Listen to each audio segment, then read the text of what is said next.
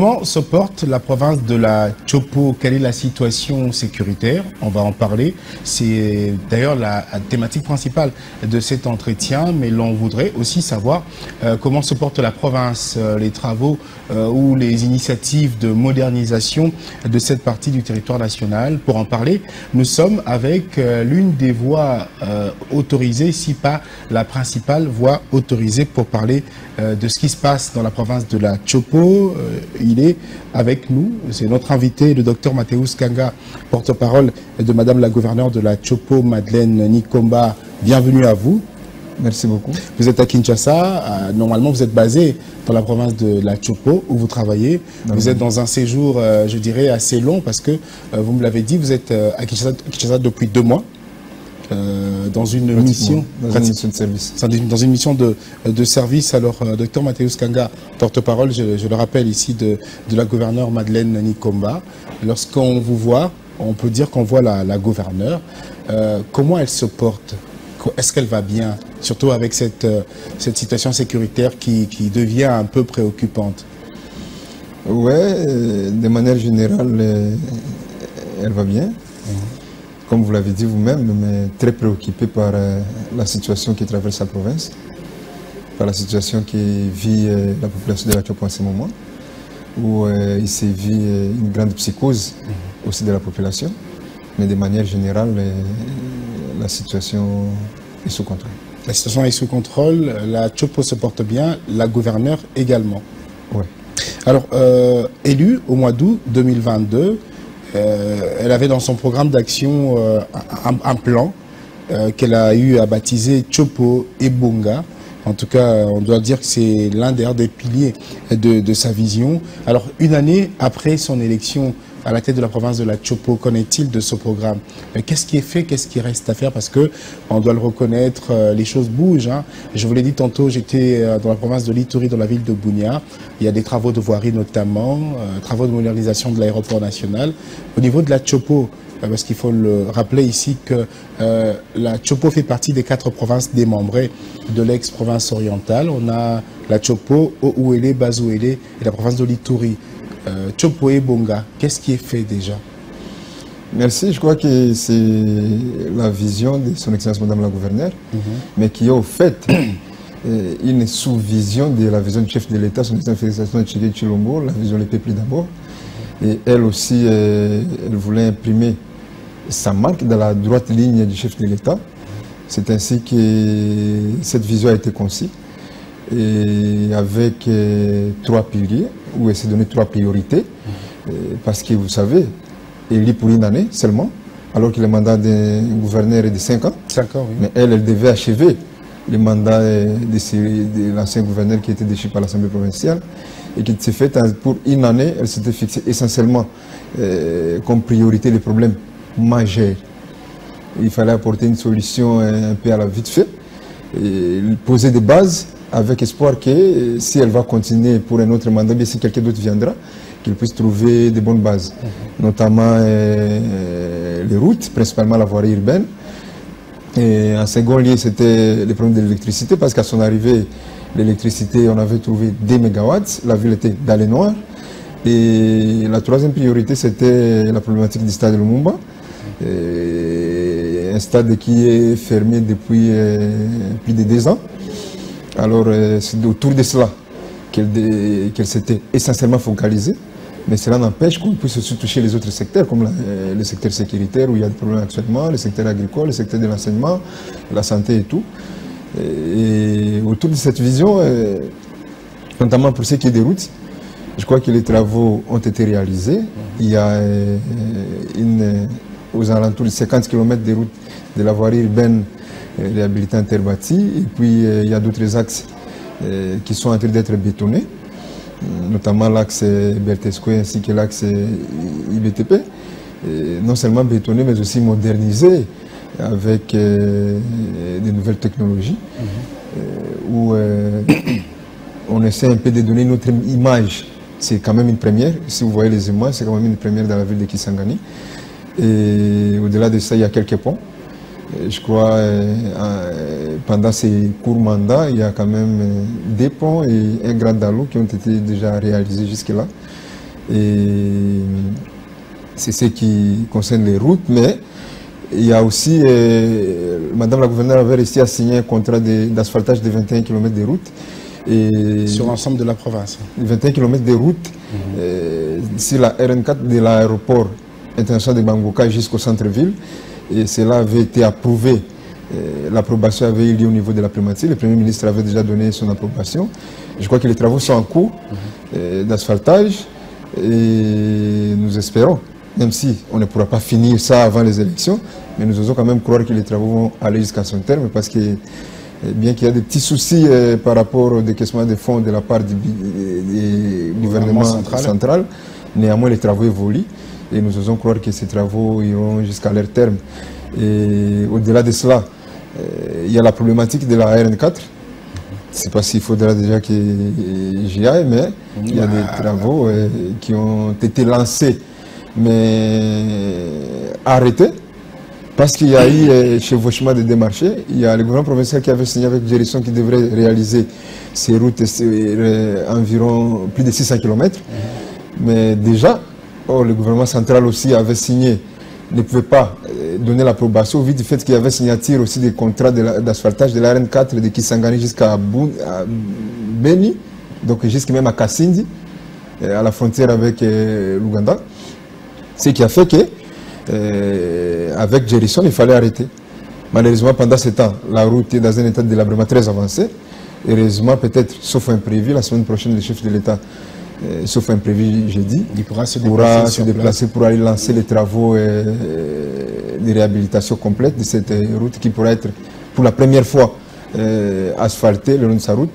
Mais en attendant, on est obligé de faire avec. On est obligé de faire avec parce qu'il y a énormément des conséquences, notamment sur les plans économiques de la province, où les recettes de la province ont diminué sensiblement du fait que cette route est très impraticable. Nous osons croire que le gouvernement de la République va s'y atteler le plus tôt, parce que les denrées alimentaires, la province est approvisionnée au travers de la RN4, le prix des carburants dans la ville de Kisangani a augmenté, vu les problèmes que les pétroliers connaissent notamment sur cette route. Et beaucoup de choses. Qu'en est-il de l'aéroport de Bamboka? De l'aéroport de Bamboka, oui. Les travaux de construction, c'est pour de modernisation. La fin, c'est pour très bientôt. Dans la phase de finissage. Et je crois que maintenant, là, on est en train d'asphalter la piste.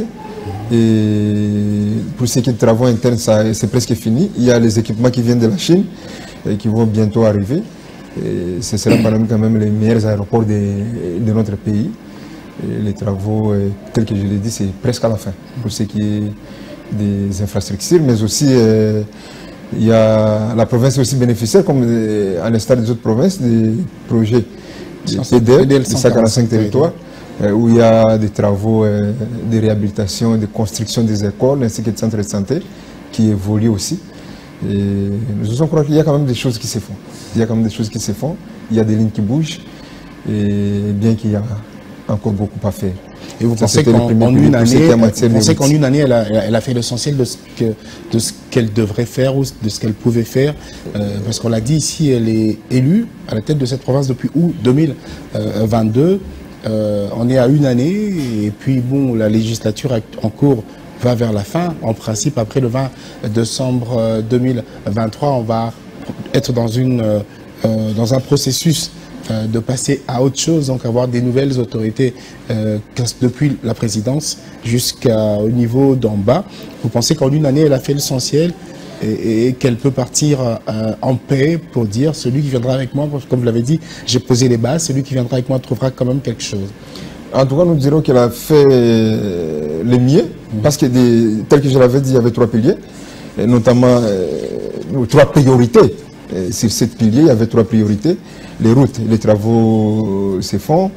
Du côté de l'électricité, à l'arrivée de son Excellence Madame la Gouverneure, la ville qui était dans les noirs avec 2 MW est passée à ce jour à 12 MW.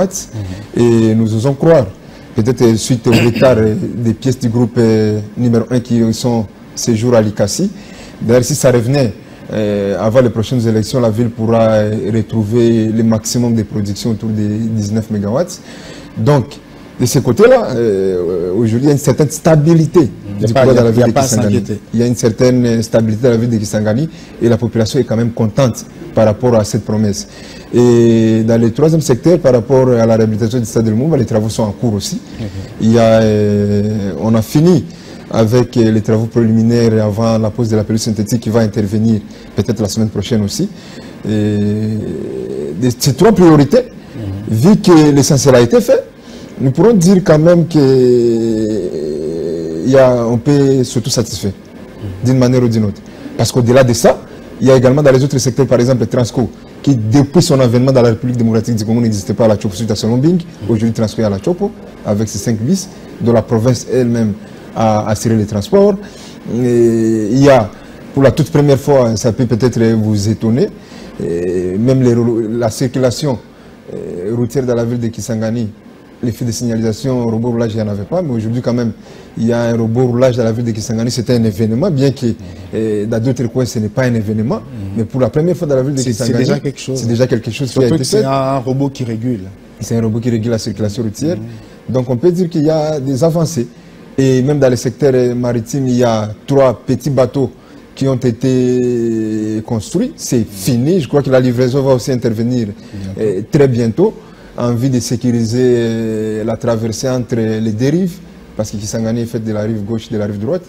Et de ce côté-là, c'est quand même quelque chose. C'est une première dans la ville de Kisangani, dans la province de la Chopo. Et nous disons qu'il y a des avancées. Les bases ont été faites. L'impulsion a été donnée. La RN4, son état actuel, est-ce que son état actuel permet aux commerçants qui font des allers-retours de l'utiliser? Dans quel état exact se trouve la RN4? La RN4 est dans un état de délabrement très avancé. Ça, on ne peut pas se voiler la face. Quoique je vous ai dit qu'il y avait les contrats qui étaient signés avec Gerson, qui avait déjà commencé, qui avait fait environ 35 km. En terre battue. Oui, en terre bâtie, mais obligé d'arrêter parce que le gouvernement de la République ne veut pas donner son approbation, tel que je l'ai dit, suite au contrat signé avec l'entreprise CCCC, une entreprise chinoise, qui doit asphalter cette route. Vous voyez, bon, avant le beau temps, vient la pluie. Et aujourd'hui, on est obligé de faire avec. Les commerçants souffrent énormément. Les commerçants payent les plus forts. Et nous osons croire que le gouvernement de la République va essayer de faire son mieux. Mais aussi le gouvernement provincial essaie de trouver des voies et moyens pour ne fût-ce couvrir les bourbiers. Ne fût-ce ça, enlever les bourbiers le long de la route. Je crois que des planifications se font dans ce sens-là.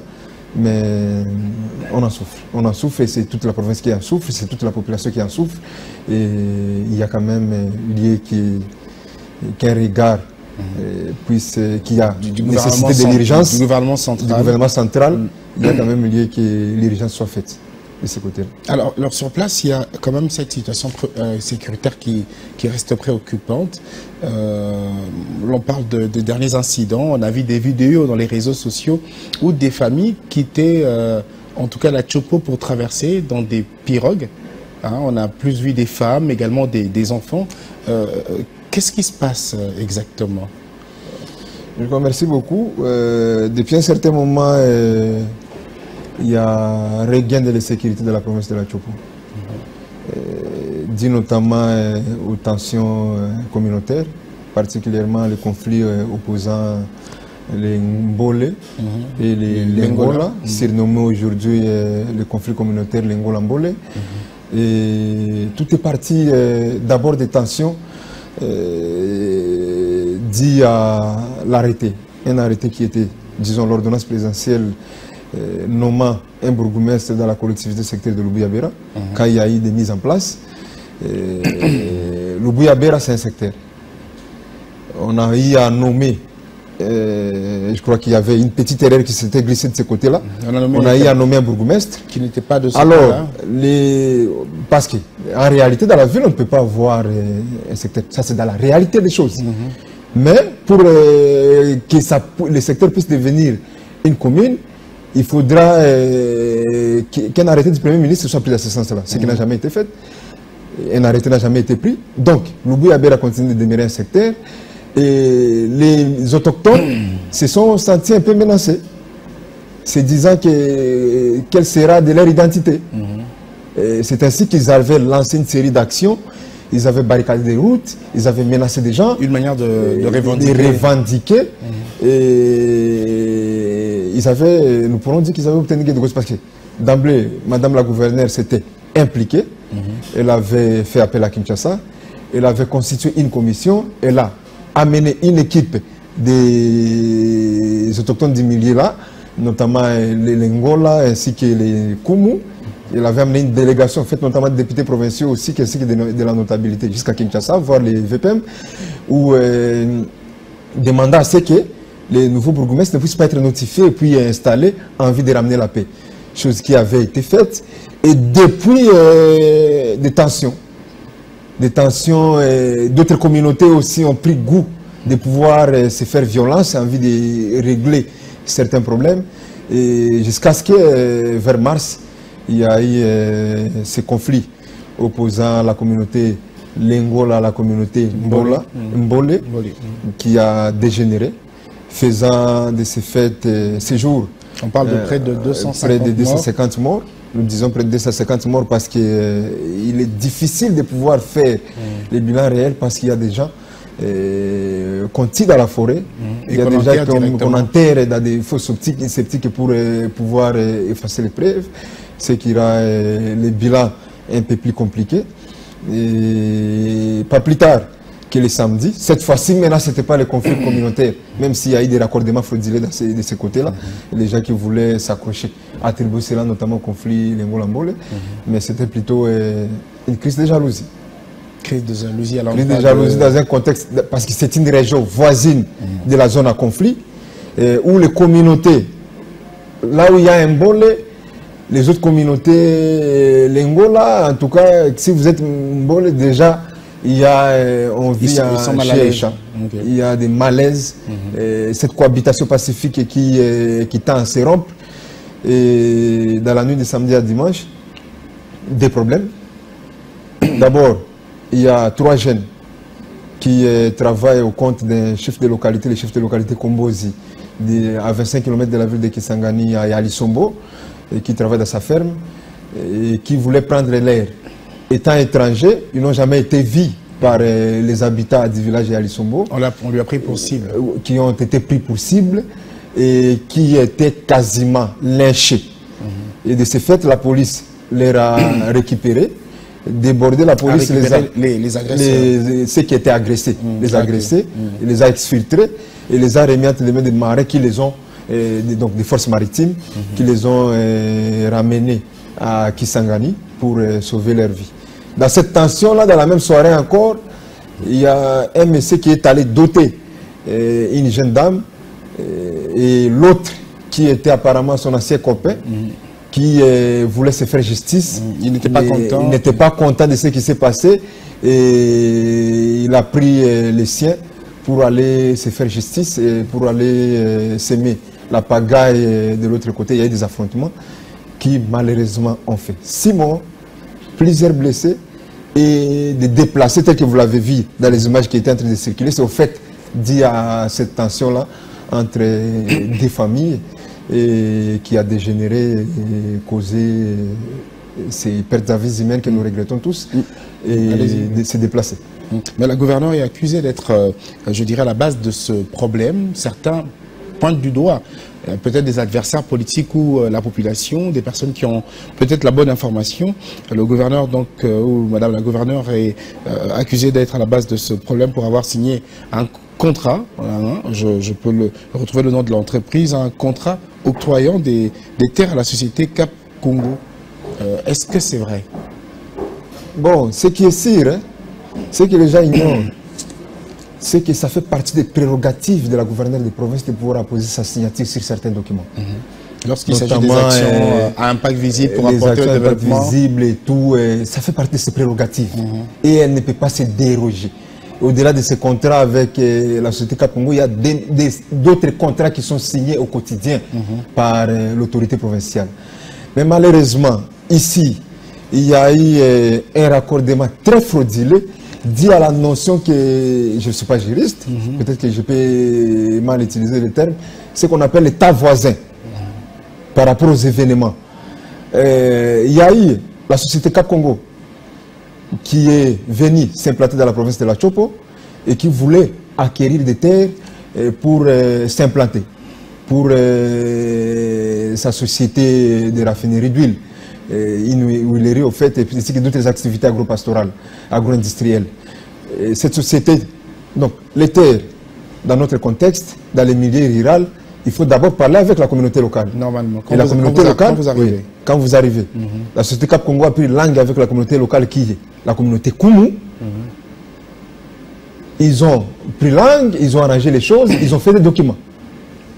Et c'était la société, la communauté Koumou a cédé, oui, à qui appartiennent les terres, a cédé à la société. Ils sont allés au niveau des secteurs de l'Oubouya-Béra parce que ça fait partie du secteur de l'Oubouya-Béra. Une étude a été menée par les secteurs, notamment au travers l'agronome du secteur, pour s'assurer de la vacance de ces terres-là. Pour s'assurer que ces terres-là étaient vacantes. Les études ont été menées, c'était concluante. La société a fini avec les secteurs, la société s'est dirigée vers les services de cadastre. Les services de cadastre également ont mené des enquêtes et tout. C'est le service de cadastre qui a, en dernier lieu, comme service technique, présenté les documents à l'autorité provinciale pour signature des contrats. Ce qui est normal, et l'autorité a pu apposer sa signature sur ces contrats octroyant des terres à la société Cap Congo qui a les projets d'implanter une société qui a créé notamment plus de 4500 emplois et aussi des projets d'ordre social au bénéfice de la province. Ça n'a pas été un problème. Mais alors, de l'autre côté, les voisins, la communauté voisine de l'Angola et de Mbole, et aussi, ils voulaient emboîter les pas. De créer un problème. De pouvoir aussi céder aussi une portion de leur terre. Okay. C'est là où il y a eu des problèmes. Et ça n'a pas abouti. Il y a eu des problèmes.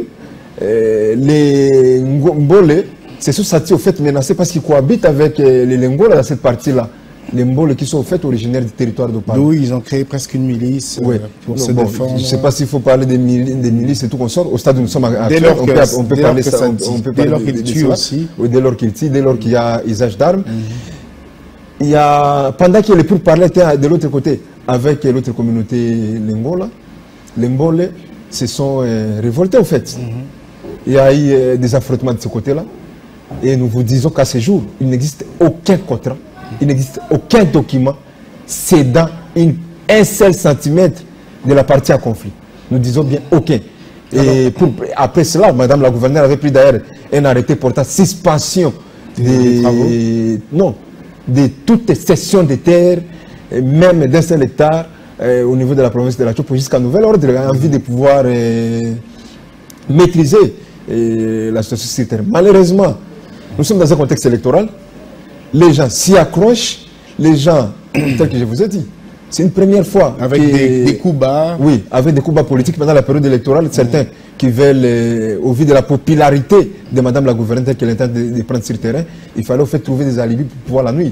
Parce que vous savez, même le contexte électoral dans lequel on était passé, pour que la dame soit élue, c'était un contexte très compliqué. Et l'adversité continue jusqu'à ces jours. Mais au stade actuel, qu'est-ce qui est fait après ces incidents qui a conduit au décès de près de 250 personnes? Il y a sans doute beaucoup de disparus, parce que vous l'avez dit, il y a ceux qui sont tués dans les forêts et enterrés là-bas. Mais qu'est-ce qui est fait? Est-ce qu'il y a un déploiement? Qu'est-ce qui est fait par la gouverneure? Au stade actuel, la gouverneure a plusieurs initiatives, et notamment en dehors des forces de sécurité, où elle préside régulièrement des conseils de sécurité avec des directives qui sont données, en dehors des mesures sécuritaires, en dehors de la force qui est déployée sur le terrain. Il y a eu également des initiatives dans le sens de pouvoir faire concilier les points de vue entre les différentes communautés. Parce que vous savez, un conflit communautaire, presque autour d'une table, un conflit communautaire de ce genre ne peut pas se régler en réalité avec les armes. Même si vous imposez la force, mais il y a des gens qui sont morts, il y a des gens qui gardent des rancines, il y a des séquelles qui restent, il y a des enfants déplacés, il y a des orphelins qui vont grandir avec cela. C'est ainsi qu'on avait jugé bon de pouvoir associer la notabilité locale. Il y a eu des commissions qui ont été mises en place, déployées même sur le terrain. Il y a eu des cérémonies coutumières qui ont été organisées. Il y a eu consultation des églises qui ont été également impliquées. Il y a eu beaucoup d'initiatives. Il y a eu beaucoup d'initiatives dans le sens de pouvoir appeler les deux communautés à la paix, à discuter, au dialogue, à discuter, à prioriser, le vivre ensemble. Prioriser le vivre ensemble. Parce que les deux communautés vivent toujours dans la paix. Mais malheureusement, depuis un certain moment, il y a ces démons qui a porté corps pour raviver la tension. Mais au-delà de cela, il y a également le gouvernement de la République qui est impliqué, notamment le chef de l'État, personnellement, qui s'est impliqué en déployant une unité spéciale venue de Kinshasa. Actuellement, sur place dans la Chopo. Ça, c'est d'environ 150 hommes, mais ce n'est pas suffisant. Ce n'est pas suffisant parce qu'il y a une psychose qui s'est installée. Il y a les fake news qui sont répandus, vous savez, avec les réseaux sociaux. Tout le monde, chacun peut rester derrière son téléphone. Filmer un événement, changer, interpréter autrement, et puis faire un audio, alerter les gens. C'est au fait ça, avec toute la manipulation politique derrière. Mais nous pensons que les initiatives qui sont mises en place sont en train de produire aussi tant soit peu. Alors on parle également du village Yalisombo qui connaît peut-être une grande partie de cette situation sécuritaire. C'est Yalisombo qui a plus de violence. Est-ce que vous confirmez cela? Et est-ce que l'autorité a déployé les éléments de FARDC et de la police pour des solutions, pour qu'il y ait accalmie? Bon, dire qu'il y a il y a plus de violence, donc Yalisombo a été touché il y a de cela que je vous l'ai dit, il y a 48 heures, dans la nuit de samedi à dimanche, suite à ce que je venais de vous dire ici. C'était compréhension où certaines personnes étrangères au milieu ont été pris comme étant des infiltrés et que la population locale s'était révoltée contre ça, et puis cette crise de jalousie qui a conduit au drame. Et vous voyez, quand il y a des affrontements comme ça, le premier réflexe de tout le monde, c'est de pouvoir quitter son milieu, de pouvoir fuir. C'est ainsi qu'il y a eu des déplacés, des gens qui ont quitté leur milieu dans la nuit là, et les dimanches, la psychose continuait. Mais les forces de sécurité ont été déplacées sur place. Les forces de sécurité sont sur place en ce moment. Et la situation semble revenir au calme. Mais ça ne va pas se passer comme d'une baguette magique. Le lendemain, comme ça, les gens reviennent. Les gens devraient d'abord se rassurer. Est-ce qu'il y a l'implication du gouvernement central dans la situation sécuritaire actuelle? Est-ce qu'en dehors de la gouverneure qui est basée sur place, une autorité est peut-être venue de quelque part, de Kinshasa, disons, pour venir s'imprégner de près de la situation? Bon, il y avait une fois un passage du vice-premier ministre, ministre de l'Intérieur, qui malheureusement n'avait pas pris du temps, mais je crois que non, sauf imprévu d'ici peut-être la fin de la semaine prochaine, si je ne me trompe pas bien, début de la semaine prochaine, mais je crois qu'avant la fin de cette semaine, il pourra encore repartir à Kisangani pour suivre la situation de près. Et nous osons croire que le gouvernement s'implique de sa manière, mais il y a encore beaucoup à faire. Vous avez dit tout à l'heure, dans l'entame de cette émission, vous avez parlé de la situation sous contrôle. Ce sont vos propres mots. Qu'est-ce que la police fait sur place? Qu'est-ce que l'armée fait? Est-ce que ces deux services ont les moyens qu'il faut pour travailler dans le cadre des missions de sécurisation notamment? Bon, la police et l'armée essaient de faire de leur mieux. Ils font de leur mieux. La province se démène, même si, vous savez, dans notre contexte ici, on a beaucoup de problèmes, beaucoup de priorités, beaucoup de problèmes de ressources financières. Et la province donne le peu de moyens à sa disposition. Et le gouvernement de la République fait sa part, mais nous insistons qu'il y a encore beaucoup à faire de ce côté-là. Il y a encore beaucoup à faire parce que, notamment, du point de vue de la crise humanitaire, qui a placé avec le nombre de déplacés, le nombre de déplacés qui sont venus s'ajouter aux inondations auxquelles la Chopo avait fait face, sans jamais assistance de ce côté-ci. de la part des autorités, au niveau central. Nous pensons quand même que de ce côté-là, il y a lieu que quelque chose soit aussi fait de ce côté-là, parce que nous voyons quand il y a des problèmes dans d'autres provinces, le gouvernement central se déploie. On a vu avec on voit le ministre de la Solidarité sociale Affaires humanitaires qui se déploie. Ça va se faire certainement par exemple à l'Équateur dernièrement avec les derniers naufrages. Directement, on a pu agir. Alors qu'à la Chopo, c'est pire que ça. Mais il y a eu également à Madaka l'implication du gouverneur. À la Chopo, c'est ce qui devrait être le cas. À la Chopo, il y a implication des autorités locales. Mais les autorités locales sont un tout petit peu débordées au vu du budget de la province. On avait planifié autre chose. Et du coup, même les travaux qui devraient se réaliser sont impactés. La priorité étant la sécurité actuellement. Il faut beaucoup débourser. Il faut plus orienter les fonds vers la sécurité, parce que c'est ce qui prime pour le moment. Ça impacte même sur le fonctionnement du gouvernement provincial, ça impacte sur les paiements des agents de la province, qui, au départ, avant ce conflit, n'avaient aucun mois d'arriéré, mais depuis un certain moment, font face à des arriérés, à environ 2 ou 3 mois d'arriéré, parce qu'on ne peut pas sacrifier des vies humaines qui sont menacées pour cela. Alors, il faut prioriser. Elle est presque fin mandat, vous l'avez dit, elle n'a pas eu beaucoup de temps. Un gouverneur, normalement, c'est 5 ans. Elle est installée en août 2022. Elle a déjà une année, quelques mois. Ce sont les élections. Alors, quel est le bilan, selon vous, de sa gestion? Oui, la gestion, elle est courte, mais elle a eu le temps quand même de faire quelque chose. Autant elle n'a peut-être pas tout fait, mais quel est son bilan selon vous? Est-ce que c'est un bilan qui promet? C'est un bilan très prometteur. Je crois que je peux vous rassurer que s'il n'y avait pas ces soucis sécuritaires, on en serait déjà loin.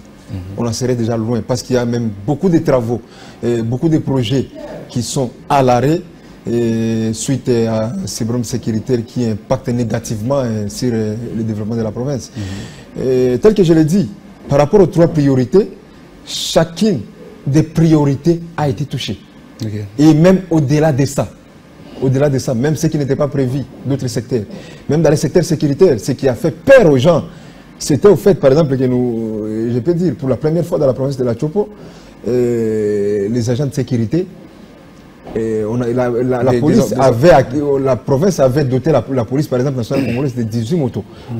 Et ajouter à cela les 4 véhicules, l'entreprise qui ont été dotés par la présidence de la République. Qui existe toujours. À la province, qui existe, et que la province elle-même avait assuré les transports par avion, son acheminement jusqu'à Kisangani. Au fait, beaucoup de gens voyaient c'était là en une année ce que la gouverneure de province était en train de faire. Il fallait lui mettre des bateaux dans la roue pour freiner, en fait, c'était là. Et surtout que nous sommes en marge des élections. En marge des élections, il faut la stopper. Il faut la stopper net et désorienter ses priorités. Et j'ai parlé du secteur de l'électricité. De 2 MW à 12 MW, c'est quand même quelque chose. C'est quelque chose. J'ai parlé du stade de Lumumba, qui fermait depuis 2 ans, c'est-à-dire plus d'1 année avant son arrivée. D'ailleurs, je crois que c'est la 3e année. Aujourd'hui, les travaux sont en cours. Bientôt, il y aura pose de la pelouse synthétique. Et je crois que même le ministre national des Sports, le ministre Kabulo, en a même parlé au Conseil des ministres pour que les fonds soient également alloués, afin que la province soit modernisée de manière générale. Les stades puissent être modernisés complètement. Donc on peut dire qu'elle est à la place qu'il faut. Et en peu de temps, elle a fait quelque chose, ce qui veut dire que bon, on ne sait pas comment sera l'avenir, mais au cas où elle réussit dans les prochains mois après la tenue des élections, elle peut très bien être disposée à revenir et servir la population. On peut dire qu'elle a fait ce qu'elle pouvait faire dans une année. En une année, parce que, laissez-moi vous dire qu'il y a des routes, 3 axes routiers qui, pour la première fois depuis 1960, depuis que ce pays existe, ont été touchés pour la toute première fois. Alors, depuis que ces pays existent. Je ne sais pas si j'avais bien retenu sur ce qui est fait, faute de temps qu'elle a, qu'est-ce qui reste à faire? Parce que jusque-là, je ne sais pas, est-ce que Chopo et Bongi, selon sa vision, bien sûr. Beaucoup reste encore à faire. Beaucoup reste encore à faire. L'élan a été donné. Et je crois qu'il il faut continuer de moderniser la voirie urbaine, bien qu'il y ait asphaltage de 21 km et des routes jusqu'à l'aéroport international de Mangouka, mais cela ne sera pas suffisant, bien qu'il y ait bétonnage de quelques axes routiers. Il y a encore d'autres axes routiers qui nécessitent une intervention. Il y a les routes reliant les chefs-lieux de la province, la ville de Kisangani, aux différents territoires qui doivent également être touchés. Il y a des infrastructures. Les secteurs des infrastructures, ce n'est pas que les infrastructures routières. Il y a également des infrastructures. Il y a des bâtiments qui doivent aussi être réfectionnés, réhabilités, reconstruits. Il y a également, en dehors, des réformes qui doivent être organisées. Parce qu'elle avait commencé avec l'assainissement, notamment dans le secteur de la mobilisation des recettes, dans le secteur des finances. Elle ne sera pas allée à la fin. Elle ne sera pas allée à la fin. Et ça doit se poursuivre. Il y a des efforts qui doivent être faits dans le secteur des transcoms pour assurer le transport des usagers routiers, parce que principalement ce sont les motos. Mais avec la modernisation de la voirie, il faudra également que d'autres moyens de transport de l'État puissent être mis à la disposition de la population. Le Transco, peut-être aussi Transacademia, pourquoi pas. Transacademia, déjà, je peux vous dire que c'est un acquis. C'est un acquis. Il y a que des formalités à remplir, pour que ça soit également acheminé à Kisangani. Mais aussi, je dirais, dans le secteur des transports maritimes, les bateaux, jusqu'à là, je crois que c'est 3 qui sont finis, qui doivent assurer les transports entre les dérives. Mais il faudra encore. La livraison va intervenir très prochainement. Il en faudra encore d'autres. Dans le secteur agricole, où on a pu acquérir, nous remercions le ministre de l'Agriculture, et Madame la gouverneure a réussi à acquérir 22 tonnes de matériel agricole qui seront également mis à la disposition du secteur agropastoral. Et de ce côté-là, c'est quand même quelque chose. Dans le secteur de l'enseignement, il y a une dotation des engins motorisés à la sous-division Tchopodé, à Isangi. Donc, des bases ont été posées. Mais beaucoup reste à faire. L'élan est donné, l'ego est donné. Mais sur la situation sécuritaire, j'aimerais revenir sur ça parce qu'on n'a plus beaucoup de temps. Est-ce qu'on peut s'attendre à une accalmie? Puisque vous parlez de la situation qui est sous contrôle, je ne sais pas ce qu'il en est aujourd'hui parce que nous tournons cette émission avec vous. Nous sommes le mardi, si je ne me trompe pas, 7 novembre 2023. D'abord, selon le rapport que vous avez reçu, quelle est la situation aujourd'hui? Est-ce que le calme règne? Oui, le calme règne de manière générale, mais il y a une forte psychose suite à ces différentes tensions. Vous voyez vous-même qu'avec les morts qu'il y a eu dans la nuit du samedi au dimanche, les 6 décès ainsi que des images atroces qui sont en train de circuler au travers des réseaux sociaux, c'est normal qu'il y ait psychose. C'est normal qu'il y ait des tensions à gauche et à droite. Mais de manière générale, la police, l'armée est déployée dans tous les coins pour faire la situation, pour faire un travail de fond. Et la situation semble, je dirais, est sous contrôle. Parce que là où, par exemple hier, il y a eu des petites menaces sur la route Bouta, où des gens, des communautés aussi, voulaient se venger d'une autre communauté. Directement, les forces de l'ordre sont intervenues et je crois qu'on a évité les dérapages. Même ce matin, il y a eu tentative de dérapage du côté de Simi, suite à cette psychose aussi. Et net, les forces de sécurité ont intervenu et il n'y avait rien. Donc, de ce côté-là, c'est fait. Mais le plus grand problème, c'est au fait qu'il y a un laboratoire de désinformation qui est mis en place. Une main noire pour... une main noire politique. Manipuler la population, discréditer la les rapports existent. C'est là où d'ailleurs je pense que la justice aussi devra beaucoup aider les autorités par rapport au travail qu'ils sont en train de faire. Parce qu'il y a des rapports qui existent. Ou même, je dirais qu'il y a des députés provinciaux qui sont cités. Il y a des députés nationaux qui sont cités. Il y a encore des enquêtes qui se poursuivent dans ce sens-là. Des enquêtes en cours. Des enquêtes qui sont en cours pour pouvoir réunir tous les éléments. Et peut-être dans les prochains jours, vous verrez être surpris d'apprendre qu'il y a un député provincial qui a été arrêté. Il y a un député national qui a été arrêté. Il y a des grandes personnalités de la province qui ont été arrêtées. Parce que l'opinion est en train d'être manipulée dans ce sens-là. Il y a beaucoup de raccordements frauduleux. Certes, beaucoup ne veulent pas de la tête de la gouverneure de province. Mais au fait, quand il faut chercher à la déstabiliser. C'était promis, nous avons des images. Si on avait le temps, je vais vous donner des images où les gens avaient promis qu'ils vont verser le sang à la province de la Tchoupo, pourquoi Madame Nikomba était élue. Déjà avait promis. Mais face à toutes ces promesses-là, que fait la justice avec toutes ces preuves, toutes ces images qui ont circulé? Des preuves présentées à la justice. Avec tous ces éléments qui sont en train de circuler. Je pense qu'il y a quand même lié à ce que le procureur général puisse ouvrir un certain nombre d'enquêtes, bien qu'il y a des arrestations, il y a même des gens qui ont été condamnés à mort. Ce n'est pas suffisant. Ce n'est pas suffisant parce que tant que les gens, les mains noires, les instigateurs, tant que ceux-là qui sont en train d'alimenter cela. Alimenter cela pour déstabiliser, la province. Non seulement la province, déstabiliser même les chefs de l'État, déstabiliser même le gouvernement de la République. C'est une déstabilisation générale. Vous voyez, est-ce qu'à la Tchoupo, on n'a pas la culture de pouvoir se couper à la machette? Tout le monde à la Tchoupo aujourd'hui est exacerbé par cela. Tout le monde se dit, mais c'est une culture étrangère qui est importée ici. On est habitué à apprendre cela à la télévision. Est-ce que ce ne sont pas les fils ou les filles et fils de là qui ont désormais changé, qui optent pour cette forme de violence pour revendiquer leurs droits? Bon, c'est ce que l'on apprend, mais on nous apprenait également qu'il y a des infiltrations. Parce qu'il y a des gens qui ont profité de ces conflits entre les deux communautés pour pouvoir eux aussi opérer à toute impunité. Il y a des moments d'accalmie. Vous voyez par exemple, à un moment donné, on a fait quasiment 3 mois dans une sorte d'accalmie. Ils se sont repliés en profondeur dans les territoires. Ils ont essayé d'opérer, ça n'a pas marché. Pour pouvoir attirer l'attention sur eux, ils sont revenus en périphérie de la ville pour semer encore la terreur.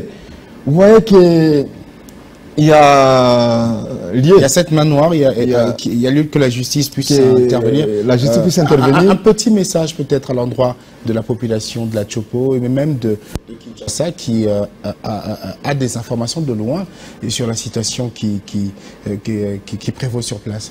À l'endroit de la population de la Tchoupo, comme l'autorité provinciale n'a jamais cessé de réitérer, c'est un appel au calme et à la paix. Un appel à la cohabitation pacifique, qu'on puisse prioriser les dialogues. Nous sommes Congolais, nous sommes Bantous, nous sommes habitués à nous retrouver sous l'arbre à palabres. On peut se disputer, mais on finira par trouver solution. Qu'on puisse prioriser les pourparlers. Surtout bien gérer pour que ça n'aboutit pas à des morts. Non seulement à des morts, mais à des conséquences futures qui peuvent rebondir. La population de Kinshasa, la population de Kinshasa vous assurer que la situation est sous contrôle et qu'il faut faire attention sur les vidéos et les vidéos, surtout les anciennes vidéos qui sont en train de circuler, les gens qui sont en train de faire circuler les anciennes vidéos pour s'aimer relier à la situation actuelle, essayer de faire ces mariages des faits en vue de désorienter les gens. Donc, faites très attention, faites très attention aux images que vous voyez et ne vous fiez pas à tout. Il faut vérifier au préalable ce que vous voyez en train de circuler et nous pensons qu'il y a lieu de prioriser les appels au calme. Merci. Que la notabilité locale puisse s'impliquer. Mais par rapport à Kinshasa, nous demandons au gouvernement de la République de pouvoir faire des sommiers. Parce que, entre nous, qu'on se le dise, la sécurité, les services de sécurité relèvent du pouvoir central. Le gouvernement provincial fait des sommiers, fait sa part, mais souvent, le gouvernement provincial n'a pas une même mise, notamment des sanctions à l'endroit des services de sécurité. S'il faut sanctionner là où ça ne marche pas et tout, et s'il faut faire ceci, ça n'a pas une mise. Merci donc, à vous. Donc, nous appelons aussi à Kinshasa de pouvoir faire des sommiers pour mettre fin à cette situation. On vous dit déjà bon retour dans la Tchoupo. Après vos 2 mois passés à Kinshasa, on espère vous avoir à nouveau prochainement, peut-être pour nous faire une restitution de ce qui sera fait pour, bien sûr, après que cette situation et trouver solution sur place. Merci à vous, docteur Mathéus Kanga. Je rappelle que vous êtes porte-parole de Madame la gouverneure de la Tchoupo, Madeleine Nikomba. Merci de nous avoir aidé à brosser la situation globale, le bilan et surtout ce qui se passe, même la source de ce conflit qui, vous l'avez dit, est parti d'un conflit communautaire entre l'Angola et Mbolé, deux des communautés qui vivent sur place, un conflit de terre. Merci encore une fois et à vous d'avoir répondu à notre invitation. Merci, c'est à moi de vous remercier et de remercier Digital Congo pour cette occasion qui nous a été offerte, envie de pouvoir éclairer les lanternes. Et aussi merci à tous nos téléspectateurs qui nous ont suivis de partout et particulièrement à ceux de la province de la Tchoupo. Voilà, tout est dit. Ce magazine, cet entretien pour ce nouveau numéro est terminé. Merci à vous de l'avoir suivi. Comme habituellement, nous remercions également l'équipe technique qui nous a accompagnés. Merci.